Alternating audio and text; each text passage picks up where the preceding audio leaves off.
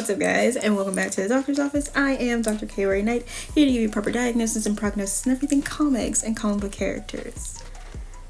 Absolute Green Lantern number 2. The way my wow, literally wow. So we are where we left off. Jo is talking to Hal Jordan inside of the diner, where he quite literally just killed a bunch of people, not on purpose. And so he's talking to her and he's like, you look like him. You look like Abin Sur. Like, what did he do to you? And she's like, I don't know. You were there, so you know as much as I do. Like, we know the same amount of information. And she was like, so something was like pulling me in this direction, something, I don't know. And it turns out that it was you. So what's with your hand? What's going on there? And he says, you know, don't get too close, because if it feels like I'm being threatened, it just lashes out. She's like, so that's what happened here. You felt threatened? And he was like, I tried so very hard to like keep it from doing what it was going to do. But you know, I was willing it to not do that. However, I don't think willpower works on this. And he's like, you know, we still don't know like the rules here. We still don't know what's going on. Do you remember what happened to John or Guy Gardner? First of all, I want to know what happened to John. So we are still missing lots of in between. There is some in between explained, but between the rest of the story and here, there is a lot of in between missing. So after he, you know, talks about Guy Gardner, we go back to earlier, and Abin Sur has come down from the sky and is like, you know, hi, I've come to judge you people. And honestly, he keeps just saying be without fear and all this other stuff. So Guy Gardner, who I'm loving the look, because that fucking bowl haircut pissing me off every single time. But anyway, so of course the police are trying to keep everybody back. There's just a gigantic crowd, and Guy goes up to him and is like, you know, Abin Sur, what's up? My name is Guy Gardner, right? And I am the sheriff of Evergreen, which means I am the law. You know, so I'm in charge around here. And Abin Sur's like, cool, judgment will commence now. And everybody literally is just like, what the fuck? And so like Guy and the other police officers draw their guns, because that is the very smart thing to do. So they are literally standing there with their guns drawn, and Abin Sur says that Guy Gardner is not an entity that exists in the spectrum of light, which is a very interesting thing to say. Mind you, y'all have no idea what's going on, and this is y'all's first contact with an alien. And Jo actually, when Jo and John and Hal all show up, Jo's just like, what the fuck are you doing? This is literally first contact, you idiot. And the very first thing that you're going to do is pull your gun. And of course, the female police officer, Rita, she was like, you know, stay back. This is police business. If we need an architect, we'll let you know. And she just like, Rita, shut the fuck up. Which, thank you. Because first of all, that architect was not necessary. And I'm quite literally making sense. He has a spaceship. He is gigantically huge, strong with extra arms, and clearly has some sort of power. And the very first thing that you decide to do is draw your guns. Can you be smart for like 5 minutes? And she's like, Guy, hello? And, you know, he's like, you know, I'm sorry, you gotta get back, whatever. When she starts speaking sense, he tells them to put their guns away. And he's just like, we do not have an understanding. We do not understand. And he had already told Guy to be without fear. And so Hal's just like, did you see like the crowd? And she was like, I was focused on Guy because I was hoping that he would do the right thing, right? And he was like, I could see all of the faces in the crowd, everybody holding their breath while he's the one deciding our fate right now. And when he had everybody, when he put his gun down, had everybody put the gun down, and he was like, we do not have understanding. Like, please just tell us what you want. You could see the crowd have some relief, like the tension was broken. He's like, I even think somebody started clapping.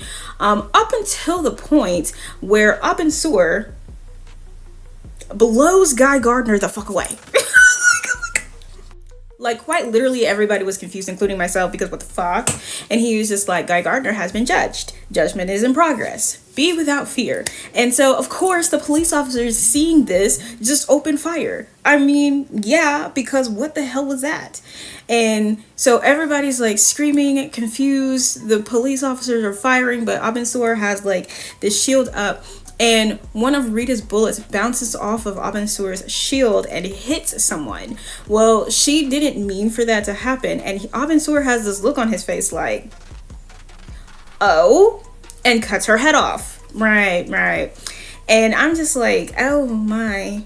And then Roy, who is the other police officer, he's there, guns still going off, and Abin Sur cuts off his hand. So Abin Sur cuts off his hand, and John and Jo rush to help. And they need Hal's belt because he has a belt on his pants.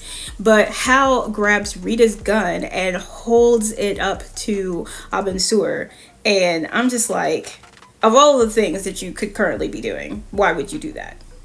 And Abin Sur even looks at him like, really? And he's like, Hal Jordan, judgment is in progress. So while that is happening, John Stewart decides that he's going to talk Hal out of being fucking dumb. So he goes and he's like, Hal, get your finger off the trigger and put the gun down. He was like, literally all of these people just died, right? Guy's dead. Rita's been beheaded. Roy doesn't have a hand. He's like, he's gonna kill you, okay? At the very least, you're gonna lose your hand. So put your shit down. So he does put it down, and Abin Sur's like, John Stewart, hey. And he kind of just says, be without fear, and then leaves, right? So he runs back because Jo is still needing help with Roy, and he's like, I'll have the gun when you're ready. So he never gave him the gun. And so Joe's like, that's where the gun is from. Like, you took it from Rita. It's Rita's gun, but you never gave it to John. He was just like, I never got around to it, I guess. And he has the gun in his hand, which is making her really uncomfortable, as it should. So he's like, the hand is like whispering to him. It wants to like take over the light, not just absorb it, but like overturn it. And like, it's just keeps whispering to me. And she's like, I get it, right? But can we lose the gun? Like, can you put it down? And he's just talking about how all of these, he's going round and round on all these thoughts, but it comes back to the fact that it keeps trying to tell him that he was right. And his eyes go black. Then we get the in-between. So after that whole entire situation happened where Abin Sur just left, the three of them are sitting in the diner. Mind you, he still has the gun at this point. The three of them are still sitting in a diner, and they're fucking talking. And John Stewart actually reaches in his pocket and has a ring, and he's like, I think I know how we can stop this, blah, blah, blah. So something happened between that point and where we are now, because he's like, do you remember what happened to John? What happened to John? The artwork, again, in this is absolutely fabulous. This story is getting crazier every issue, and I am super excited to see where it goes. Turning Hal into some sort of villain is interesting, to say the least. I'm very interested in how they're going to do the rest of this. Again, this is supposed to be like a horror mystery thriller type thing, so I'm liking that. The design for Abin Sur was absolutely fucking fabulous. The design change on Guy Gardner, as I said, loved it. Him just being completely decimated seems out of whack to me, because he's not supposed, like, he doesn't exist in like the spectrum of light. Like, what does that mean exactly? You know what I'm saying? So,